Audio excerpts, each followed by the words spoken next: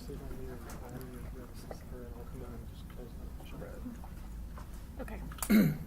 Yep. Do I finish up my presentation and then do Q&A?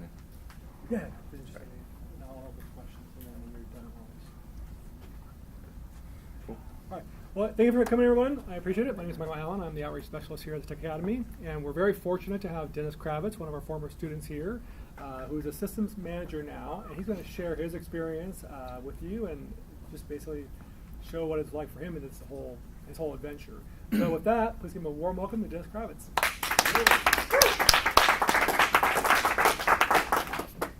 Alrighty, so hello. Again, my name is Dennis Kravets. I am a systems manager currently at a neuroscience research institute here over in the Beaverton-Hillsboro area. So before I kind of wanted to get into it too much, by show of hands, how many guys how many of you are halfway through the course? Okay, Or more. Halfway or more, yeah. Okay, so which kind of gives me a little bit of a point. So I'm gonna start off with kind of a little bit of background. I started out in the military, enlisted when I was still in high school. From there, joined the Army as a radio operator and maintainer. Prior to that, was definitely kind of a tall but yet meek kind of fellow, to where I wouldn't do public speeches, I wouldn't talk to a big group of people kind of like I am now. It's actually one of the reasons why I'm doing so, sitting down, just because it's a lot more informal and personal rather than me yelling at you. So after that whole experience, went through boot camp, got used to being yelled at, got used to spit flying at my face, and just kind of get over, people are people, no matter what. They have their own experiences and their lifestyles, and you have your own. And so once I kind of got over that whole experience, I got back, I started doing construction, because that was one of the skills I had. And from there, I did it for about a year or so, ended up getting into an accident to where I can no longer feel the right side of my face. So took a row of nails. That was an exciting experience. I would not recommend doing it though. Which that kind of came there was my turning point of what the hell am I doing with my life? I was still young. I was like 19, 20, and I did reserves, by the way, if you were wondering. And so from there, I decided to, why not get back in tech? It was something that I had studied in high school for web design.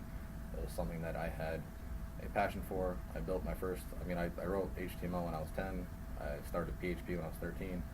Sold my first website to a guy up in Canada when I was 16, so that was cool. And then I started looking around at kind of opportunities nearby, into which I found the Tech Academy. So I remember back, I think it was like 2014 now, I sat down with Eric and Jack Stanley and kind of just had a big old shindig of, what is it, what do I do, what do you guys teach, and is it worth my time?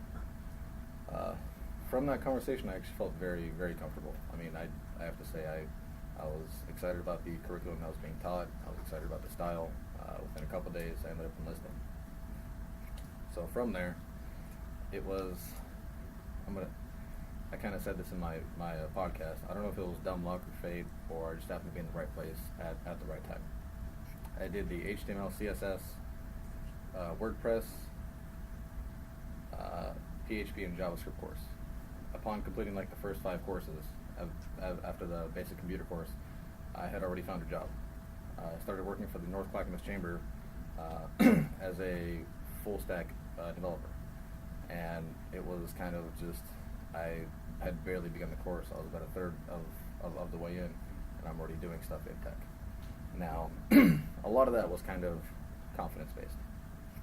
It's, once I first started was I always had this kind of notion of, I don't really know if I can do it. I don't know what I'm doing.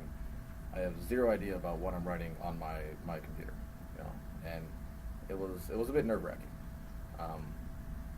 Once I actually interviewed for what the chamber was asking for, it was a WordPress website. It was something I had already done, here through the course. It was something that I was already familiar with, and so reading the actual job description to what the actual job wanted, 2 completely different things. Had the interview, was like, holy crap, this is the easiest thing I can possibly do. So ended up getting a lot more excited about it, a lot more confident in my interview. I expressed my skills. I expressed my eagerness to learn. I expressed I just myself as I can do this.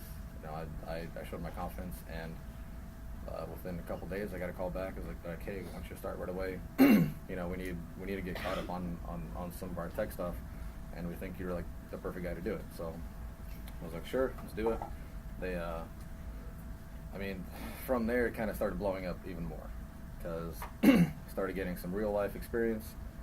Was still doing Tech Academy, slightly more of a remote type thing, and then I started getting in touch with a lot of local business owners, which again had the same needs of, hey, it's small mom and pop shops, they can't afford to employ people, but they have websites that need work done for SEO, for just maintenance, for just updating basic content. I was like, hey, I can do this, and so from there, while still in the Tech Academy, I formed my own company. To this day, the company still exists. To this day, my company, I feel, has thrived a lot more. I mean, I've made great gains in the last 2 years, 3 years of having it. It's been fairly intense. I kind of went through and took a step back, and was like, okay, I'm young 20s, I have a job, I have a company, and I'm going to school. I'm like, all my time is gone. I'm like, how can I have a relationship? True story, you can't. At least I can't. So a lot of my time was dedicated more towards learning, school, and work. And for a long time, it was really that way. Perseverance and dedication is always something that is going to be needed whenever you do something like this. A lot of it's self-paced, a lot of it is your own experience. It's how much do you want to invest in yourself? And there's always the option of, I can go out, on the weekends and party or do whatever, spend time with friends, or I can dedicate my time into being productive, investing in myself. And it was not always the best of options. I didn't have the most exciting of summers, but what I have now is I have a base, and I have my own successful business. Before I get into that, I want to say that now, after about a year and a half of working with the chamber, I had finished up essentially my contract there. They had been all caught up on their technologies, so it was essentially time for me to go. I had worked myself out of a job, which is not uncommon in developing. So from there, I had conveniently had surgery at the same time.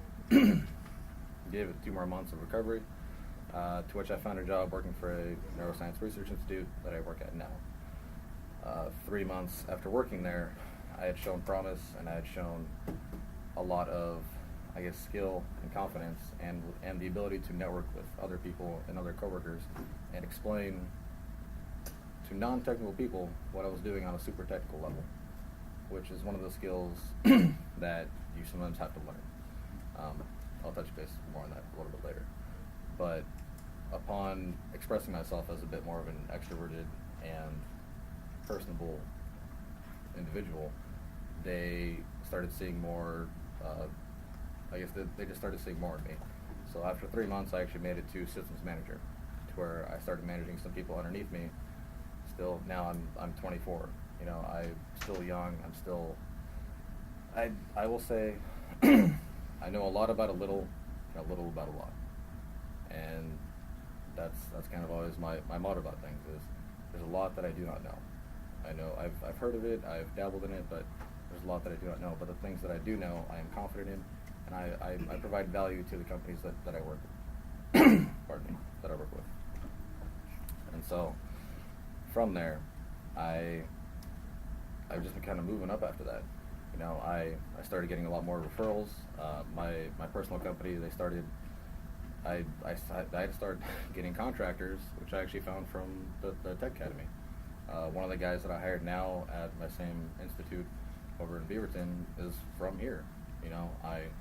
I like what they offer here. I like the courses. I like the style, and most importantly, I like the fact that they teach you how to learn. And that is really the biggest skill. If anything, you learn is you learn how to continue learning. Because once I got out into the actual real world and started developing, a lot of it was stuff I'd never heard about, like Docker containers, or Laravel, or PHP MVC frameworks and object-oriented. That wasn't stuff I was like, oh hey, I know 100% how to do. It was like, oh crap, I'm like frozen, like what do I do? And instead of freaking out, I was like, how can I reassess the problem and find an actual solution? So from that, I asked my company to buy a course on learning, it's called Laravel. They had no problem doing it. They're like, we invest in our employees. We want you to be here long term. If you're going to be working for us, we want you to stay here. We want you to learn our technologies and then be a long-term asset. So from there, it was kind of almost similar to what you guys do day to day. It's a lot of just sit there and go through the courses, learn, but actually learn, not just kind of read, and then diagnose the problems that are given on your day-to-day projects. From that whole scenario, it's always a bit nerve-wracking to start a new position.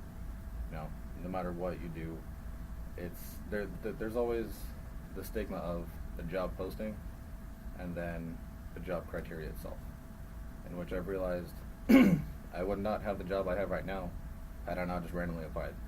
Like they were asking for, I think it was Perl and Ruby and just some other stuff where I just have not even looked into it. But you know what? I still applied, and that was actually when I was working with Danny over here, and he's like, sometimes if you just don't put your name out there, you'll never know.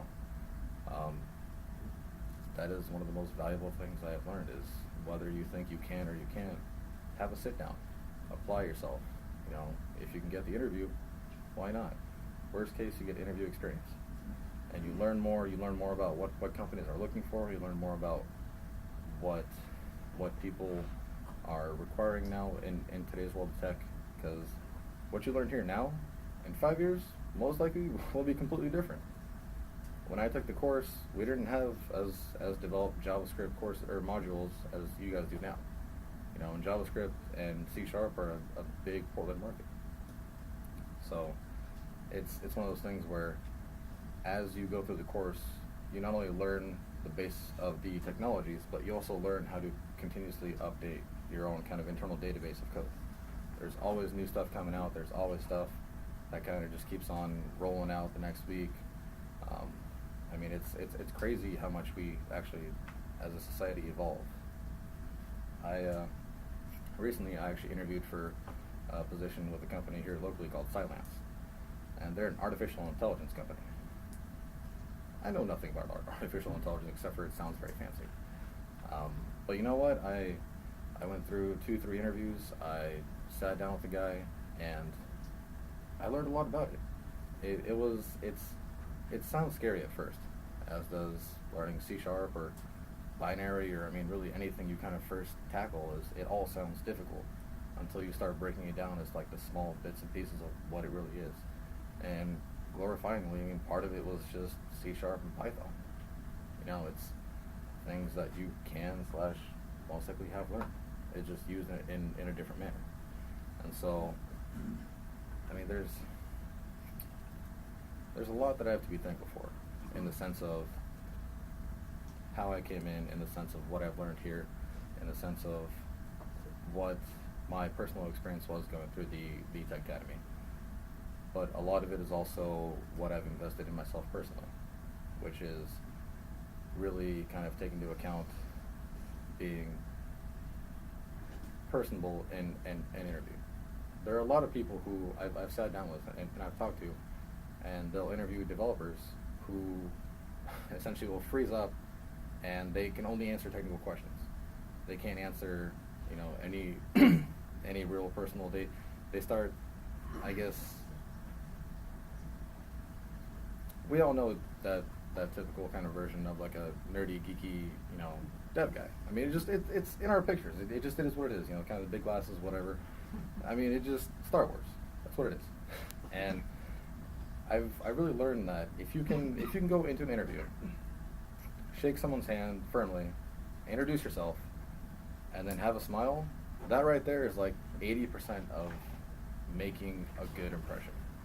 You can answer all the old technical questions you want, but if you do not fit in on an actual development team, if you're too awkward to talk to anyone, if you're too awkward to lift your head up and kind of, you know, make yourself an actual asset that's known around the company, I mean, that is a big part of working. It's not just come in, get your work done, and leave. It's you come in, you have this passion to not only build code, but to also help build your company.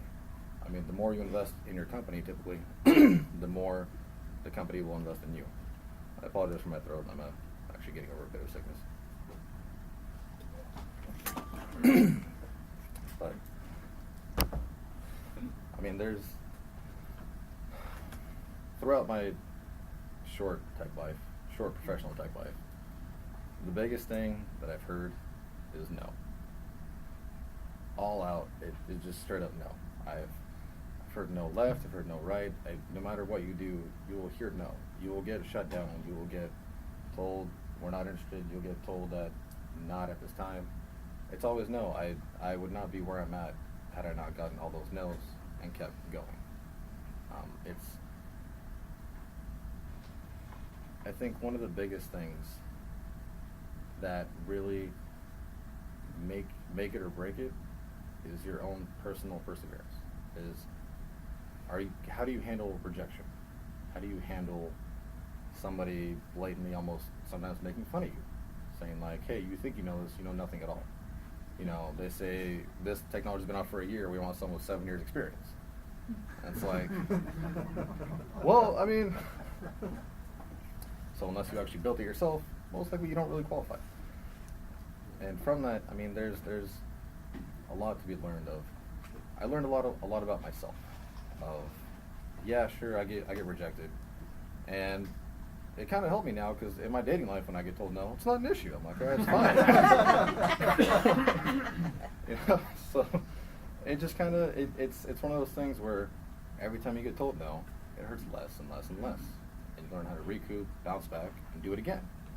And I mean, I can't tell you. I think I've applied over 70, 80 different places when I was trying to find this job. And I didn't really have a goal of applying to that many places. It was just, all right, I'm going to hit the ground running. I'm going to just send out my application to everything that anything that has a possible requirement of the skill set that I know. And, you know, eventually I heard back from a couple. I had a couple phone interviews. I had a couple in-person interviews. A lot of them ended up being no. But now I work for an awesome company. I mean, now I'm part of management. I have to do a lot more paperwork than I really want to. But it's one of those things where had I not actually pushed myself out of my comfort zone, I wouldn't have made it. And I'm kind of looking around now, and I see there are age groups of all different sorts of people.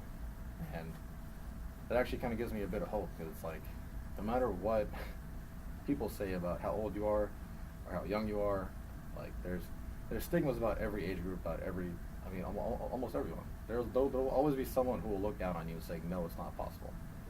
But the fact that you are here today and you invested in yourselves and you are learning it is, on its own, is a big accomplishment. It's like there's so much more to it than just, okay, I'm just going to school. You're going to school and you're learning. You're building up this base of future knowledge, and who knows where you guys are going to be in like 1 year. I mean, I'll tell you now, I definitely didn't believe that I was going to get a job while I was still going to school. I never thought about opening up my own company. I mean, $50 is all it took, if you guys are wondering.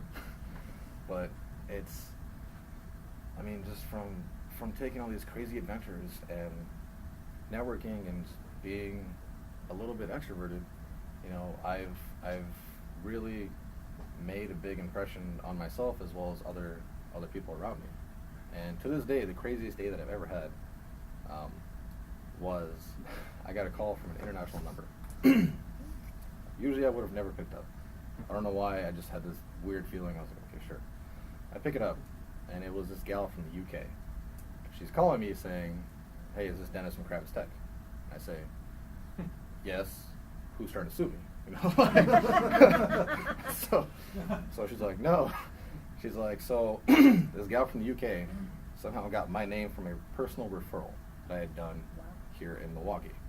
And I'm like, I don't even know who it was.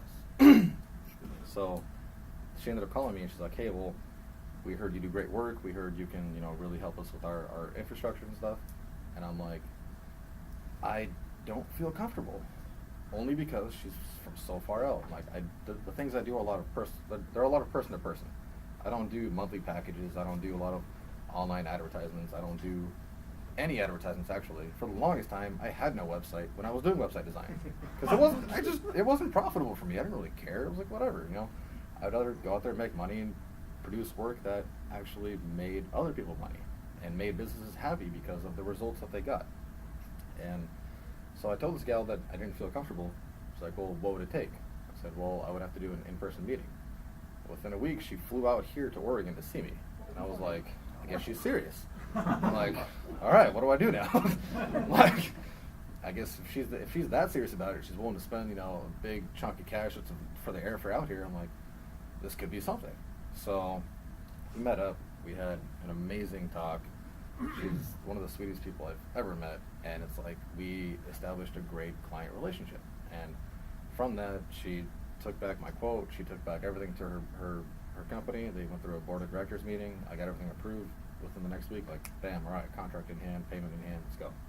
And I was like, this is really happening. It was a surreal moment for me, because it was one of those things where, like, yesterday or like a month ago, I was just a nobody. But now I feel like I've actually done something.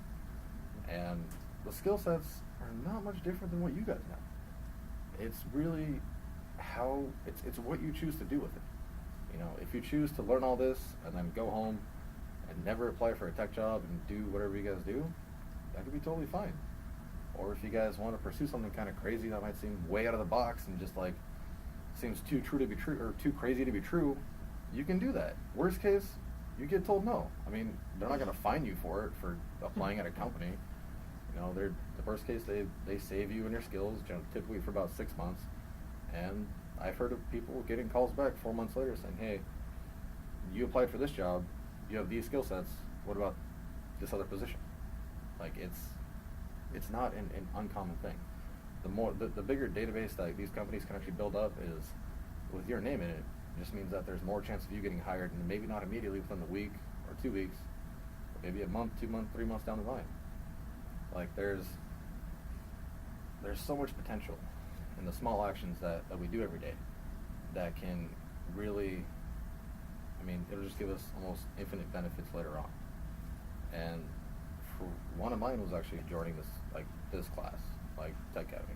And I'm not being paid to say that.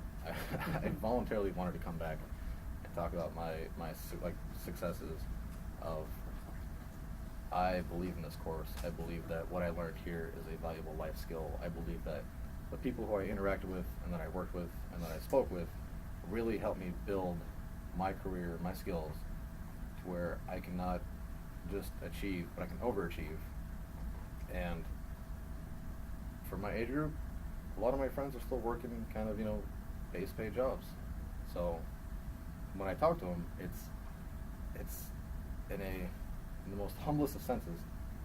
I feel really accomplished that I pushed myself so hard. I gave up the nights, I gave up the weekends, that I made something of myself early on. And sure, right now they're out there, going on boats and partying and doing whatever. But I am more of the mentality of work harder when I'm younger, so I can play harder when I'm older. It's kind of it's one of those things where you just give up some time now, and kind of like a 401k or a savings account or something, it exponentially grows. So when I'm older, I want to be set. I want to build a big empire, and it sounds crazy. It really does.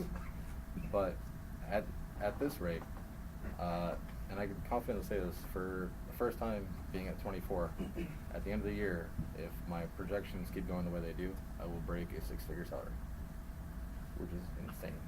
That is something I've never even thought of. And that's because I set a goal for myself. And when I started for the chamber, I was like, all right, in a year and a half, I want to double my salary. And then I met it. And then I said, okay, I want to double it again. And then I set another time frame. I said, before I'm 25, I turned 25 in January, I want to break 6 figures. And if I keep working hard and I keep doing it, it is definitely a possibility. Like, it's it's mind-blowing to me just even kind of having like that whole thought. And I mean, it's almost surreal on its own, but it's something that if you work hard enough, if you truly push yourself, if you really want it, and you have the hunger for it, and like the drive, it's all achievable. I mean, tech jobs in Portland on their own, a lot of them pay well over six figure, $100,000.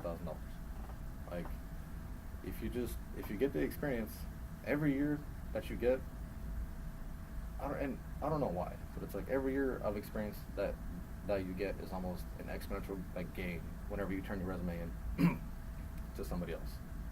I mean, the companies that I've applied for, I say I have about 5-6 years of PHP experience, and then there's a website online. It's a tech calculator of what your worth is, and I forgot exactly what it is, but it says like it comes out after all the skills and everything and how many years. It says like 110,000. I didn't think like, oh, it's the number being thrown out by some random web calculator. It can't be accurate. But then when you look at the jobs on the actual market, the salaries match. I mean, I don't have them right now, but there's nothing to say that I cannot transfer over and switch, or grow with my own company and continue to, branch out and just make all these other opportunities for myself. So, I know a lot of people are monetarily driven going into tech. That's one of the reasons why, a lot of people go to school for it, is because you invest in it because you hope to get that investment back 1,000-fold. It's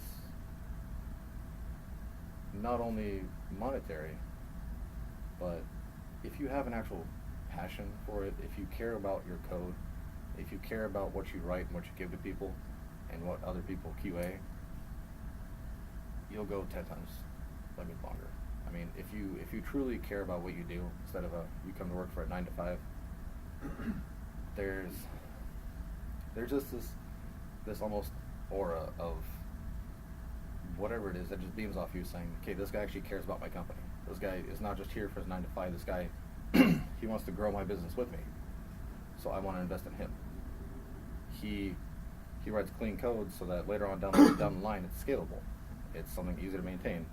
If there's a crazy update, there's not too much to change. Softwares are always going through all sorts of different versions, and that's something you always want to keep in mind, is scalability, in case for some reason your business does blow up. Or is it easy to fix, if a new patch comes out? And having these kind of small thoughts on like in the back of your mind, you save your business money and time, as well as they value you more as an actual asset. And that is, essentially that's been like one of my biggest experiences, is I don't mind working overtime, as I've already done for, I think my longest streak, I worked 45 days in a row. Saturdays, Sundays, Monday through Fridays. And they were full days, and I forgot what it was to have a day off, to where when I did, it felt weird. I felt like I should be out of computer coding. But, I did it, I got it over with, and then it's like out of nowhere, like my schedule just kind of freed up. I had a typical Monday through Friday for a while, and I just kept working. A lot of it was automated. A lot of my client contracts I kind of finished, and it was just nice and calm for a little bit, until out of nowhere, I just started getting bombarded with emails. And these people are like, hey, we got referrals from this person saying you did a great job. Can we see what you do? Can we possibly work out a contract? And I'm just like, I can't say no, because I do like money. Everyone kind of but it just, once you truly work hard for yourself, and you have a higher quality standard for yourself, your code really speaks for itself. People are happy with your results. People are happy with what you do. They're happy with how you communicate, which is another big skill. And without even knowing it, you're already setting yourself up for the future of, really, you don't have to worry about a lot of your income goals. Like, it's baffling, truly. So, I don't say this so that everyone starts a company, because then I'd be out of a business, and that'd be really bad. But I say this and so that you guys know that there is steps that each and every one of you can actually take to get out there and really make it for yourselves. I mean, if you can accept rejection and you can accept that people tell you no, and that won't stop you, you have this burning passion that you guys can really make. I mean, it's endless possibilities. So,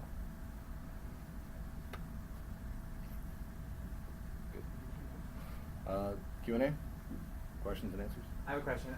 So I can just tell from you in working with you, and from also just what you said today, that one of the assets that you have is confidence. You're able to comfortably just say like, "Oh yeah, I can do that," like type of attitude. I want to know like what are some of the ways that you inspire confidence in other people, like employers or clients? Like what are some exact things that you feel like you do that, to accomplish that? And then also, like, do you ever like get really scared, like, oh shit, like can I actually live up to what I'm saying? And then how do you handle that? So how do I inspire confidence in others? I do run a team of developers. One guy is from the Tech Academy. So when he started, I almost knew exactly what his skill set was, and I knew it wasn't enough. I knew that he can get by, but there was always some more training. And he had kind of the whole same step of like, okay, I'm being hired to do web dev, but then he's getting like a marketing punch from the side. And he's like, he doesn't know anything about marketing. I'm like, well, you're about to learn. It's for me, I feel that in order to inspire confidence in somebody else, you have to be confident in one. So I'd already worked with it, and I kind of broke it down. I was like, just how would you do it if you were still in school? And he's like, what do you mean? I'm like, you have a new technology. How would you learn it if you were still in school? You would research it. You'd Google it. Like you would go out there. Like you immediately people, and this is a consistent thing that I see. Immediately people freak out and they're like, oh, I don't know what to do. And so for a day or so, they're just like, oh, like I can't do this. They go home. They can't sleep because they're so nervous. Like there's all these new technologies and they just don't know what to do. So I'm like, just take a step back, breathe, and break it down chunk by chunk. You need to lay out a website from more of a marketing perspective. Okay, that means that just if you Google anything basic marketing for websites is, all right, you want to, there's analysis that are done of what's the first thing your eyes go towards. And that's what he started looking up, and he's like, oh, okay, he's like, this really is a lot more simpler. I'm like, yeah, all you gotta do is make the button bigger. I'm like, it's literally all it is. And so once you start kind of realizing that it sounds a lot more difficult than it really is, there's a lot more internal confidence that just starts building. Is just because it sounds scary doesn't always make it scary. The fact is that there are tens of thousands of different technologies that you can use, possibly will never use, most likely will never use, that are completely foreign to you. But if you just dabble in and kind of take a different approach of it, as not of freaking out and be like, I have no idea what to do, but more, how can I systematically learn it and apply it and do so in a proper manner?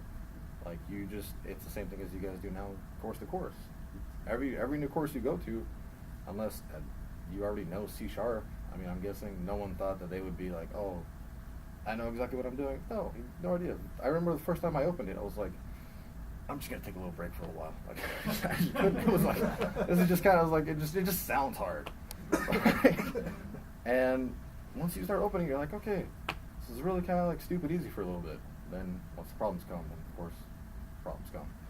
But it's kind of that whole same mindset of what you learn here is not just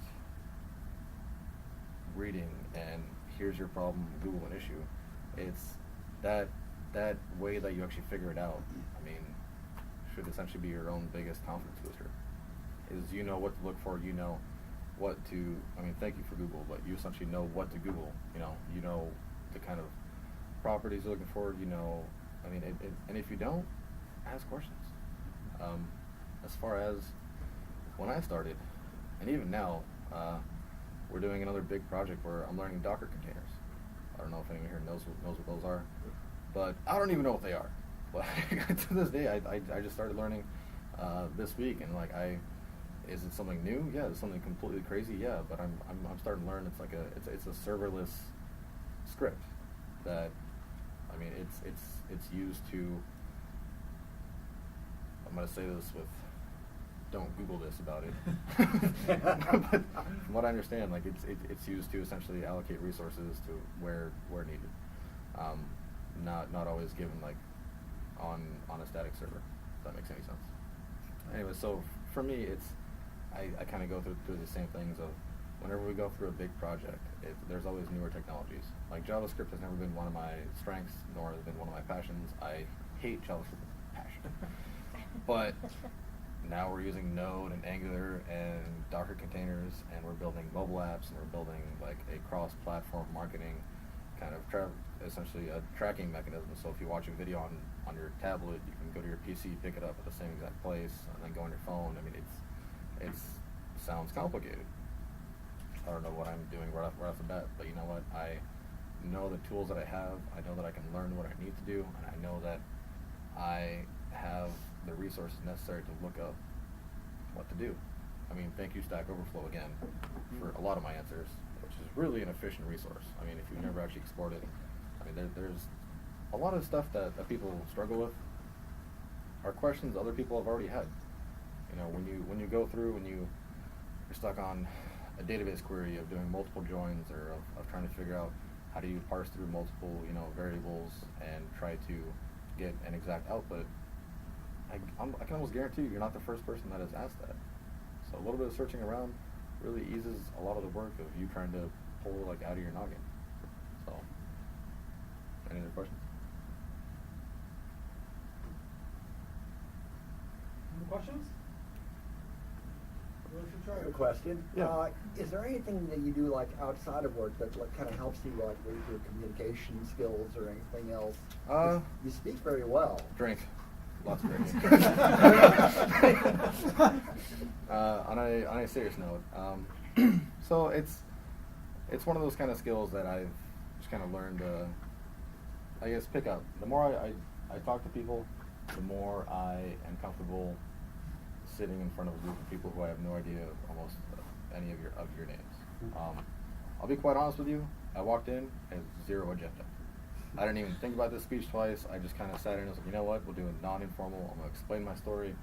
Hopefully it sounded fairly well, and then I'm just going to do it. And I think I graded myself a solid C, you know, somewhere around there. But it's kind of, as far as communication goes, the more you practice talking to like one another, and I will tell you, as I was first starting to come here, I would come in every day, and randomly I would say hi to some of the strangers sitting at different desks. Why? Just because. It was awkward at first. It was like, hey, how you doing? I'm like, what? I was like, hi, I'm Dennis. You know, I walked up and I would confidently introduce myself. Had no idea what I was going to say next. Just introduce myself and say, hey, how you doing? Nice to see you.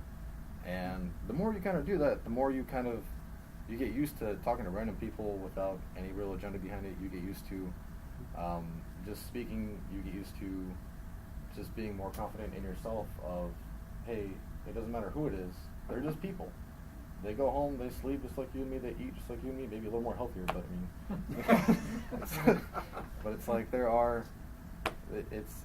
it's more practice, I will say, than it is like taking a confidence course.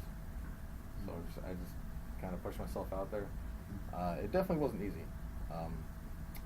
One of the biggest ones that I've kind of gained was going through the military, being yelled at by drill sergeants consistently. So that's a fun one. And that really kind of got over like a stigma of like I have no idea who it is, and then you just build up this confidence of you kind of have to yell talk, and that kind of helped me just really. Once I got back, I was almost too loud where everyone was always telling me to shut up, and you know I just kind of started being a people person after that. You know, the more I networked, I went to networking events with business owners, the more I met random people who, from all sorts of different walks of life, who some had websites, some had no point in having a website, and it was, you know, we'd start talking about what they do, start talking about professional stuff.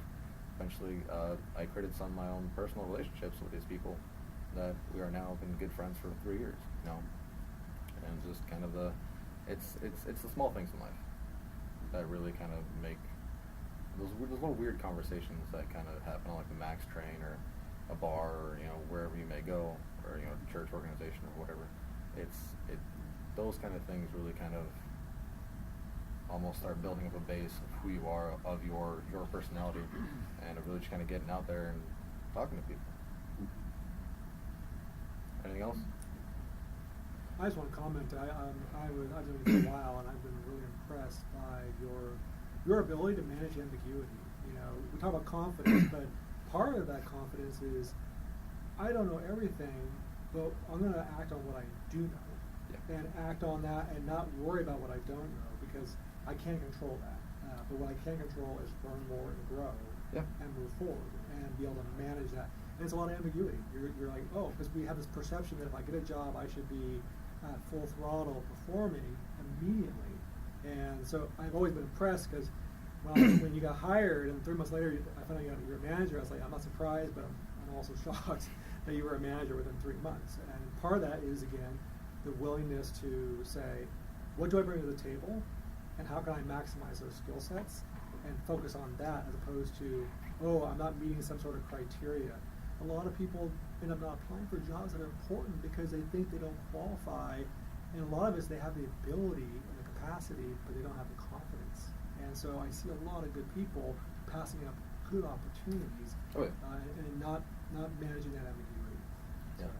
I know one of the common sayings out there is fake it till you make it. I personally, I never really took that kind of stance. I was not going to say, hey, I got 7 years of C# experience. I can totally do this job of like a senior level, developer. And it's like I have no idea what I'm doing. Suddenly, like it's just not. It's not who I am. For me, I know what my strong suits are. I know what I can do, but I know that I can always learn. And so when I interview, people ask me, hey, have you ever worked with X, Y, and Z? Like one of my recent ones, have you ever worked with Jira, which is a ticketing system? I'm like, no, I haven't. I'm like, but I have no doubt that I can learn it. And really, it was as simple as that. There's like, okay, no, it's totally fine.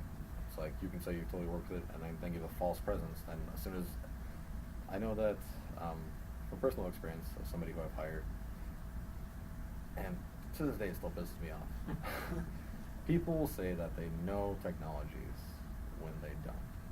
Being a manager, that's something I experience a lot. And it's really unfortunate because from my perspective, I would much rather have you be honest with me and let me help you learn and get to that point, instead of assuming that you know because you say you know, and then having everything crash. Like that is one of the biggest kind of setbacks that I've really had. And I mean, it doesn't only affect you as an employee, but it really affects your team. When it affects your team, me as a manager, it means I'm in charge. It means I get the shit under the stick. So if we're behind days on a project because this guy said he knew JavaScript and he knew Node.js and he knew how to do database calls, and he still hasn't done anything in the past couple of days, I take responsibility of that. For one, not checking in on him. 2, not verifying his work. And 3, essentially not babysitting. I hate babysitting. I come from a stance of I believe that people deserve respect. I believe that people can do what they say they do, but I also believe that people don't communicate enough. To where I'm not saying whine and complain about every little thing possible, but I'm saying like if you really have an issue, if you have a big roadblock of something that you cannot get past, or it's like it's holding you up and you feel like you're not using company time in a valuable sense or in a efficient sense, then come up and ask me a question. I mean, that's what I'm here for. That me as a manager, I'm here to help out. I'm not here just to bark orders and say, okay, get this done. Some people are, but from my perspective, it's a lot easier for me to work with someone when they're honest about their skills, they're honest about their abilities, and I know that they at least have a drive and passion to learn and expand their own horizons to make them a lot more valuable of an asset to the company. So, yeah. Since you mentioned accurately representing your skill set, one thing that I've seen done differently in applying other people applying for jobs is like rating their proficiency on a language. But then I've also been told just write down that you know PHP, you know JavaScript, and then in an interview you can say, yeah, I know a little bit. Now, how do you feel about that? So on my resume, I do list a lot of different codes that I've worked with, and then in my actual work summary, I list what jobs I've used what for. So it kind of gives it gives people an initial sense of in what capacity have I used this code. A lot of them actually contain PHP. Like I used PHP for years and years and years, and it's a very accurate statement. I used Node once to do a really basic kind of front end weird program, and that's it. Like so, you're not going to find it as much. Essentially, if you were kind of, I don't know how familiar you are with like SEO, but in your resume for me, it's like if you notice a keyword and it keeps popping up over and over again, that kind of starts to imply that that's a little more of a strong suit than it is, you know, an actual deterrent. I will say if you are comfortable in whatever code you're working in and you know a good solid base, list it. You know, don't be afraid to put it out there, because some companies are looking for junior devs. They're looking for people who they just want to give you a list of tasks and assignments and almost give you instructions on how to do it. And you already know your base, so you know how to figure out the rest. Like that's almost exactly what they're looking for. They'll be within, you know, starting pay range. It's like that's what some companies want. That way, as you grow, you can grow within the company, and they invest more in you. You just grow all together. So I'm a proponent for do not lie, but also do not undersell yourself. Any other questions? All right. Cool. Well, thank you. Thank you, Dennis. We appreciate it. A couple of things. We do these meetings every Friday as a way to bring speakers from our past students and CEOs of companies to the Tech Academy to help our students get a broader perspective of what we are as a community, but also to bring people in as well and share what we offer. And as a Tech Academy, we offer the opportunity for you to help develop yourself out and build up your skill sets. Within 15 to 20 weeks, you can finish the program and have a shot at an opportunity in the dev field. And so we offer basically, 13 courses that'll help give you a well-rounded foundation to get started. We won't teach you everything. You can't learn everything in 15 weeks. But what we'll do Very is accurate.